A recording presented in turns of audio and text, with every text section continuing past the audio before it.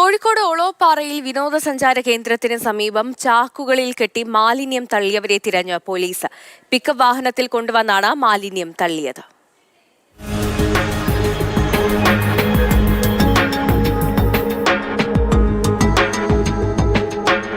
കോഴിക്കോട് ജില്ലയിലെ പ്രധാന വിനോദസഞ്ചാര കേന്ദ്രങ്ങളിലൊന്നാണ് ഒളോപ്പാറ. ഇവിടെയാണ് ചാക്കുകളിൽ കെട്ടി മാലിന്യം തള്ളിയത്. ഭക്ഷണാവശിഷ്ടങ്ങളും ഡിസ്പോസിബിൾ പാത്രങ്ങളും അടക്കമാണ് തള്ളിയത്. വെള്ളിയാഴ്ച പുലർച്ചെ 3 മണിയോടെയാണ് പിക്കപ്പ് വാഹനത്തിൽ മാലിന്യം കൊണ്ടുവന്നത്. വാഹനത്തിന്റെ നമ്പർ പ്ലേറ്റ് വ്യക്തമല്ല.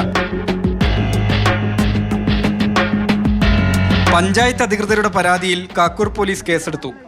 ഏകദേശം 20-ൽ പരം ചാക്ക് കെട്ടുകൾ, പ്ലാസ്റ്റിക്കിൻ്റെ ചാക്ക് കെട്ടുകളിലാണ് ഈ വേസ്റ്റുകൾ കൊണ്ടുവച്ച് തള്ളിയിരിക്കുന്നത്.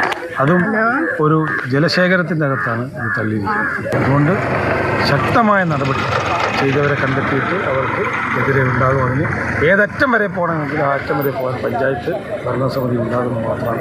മാലിന്യം തള്ളിയവർക്കെതിരെ ശക്തമായ നടപടി വേണമെന്നാണ് നാട്ടുകാരുടെ ആവശ്യം.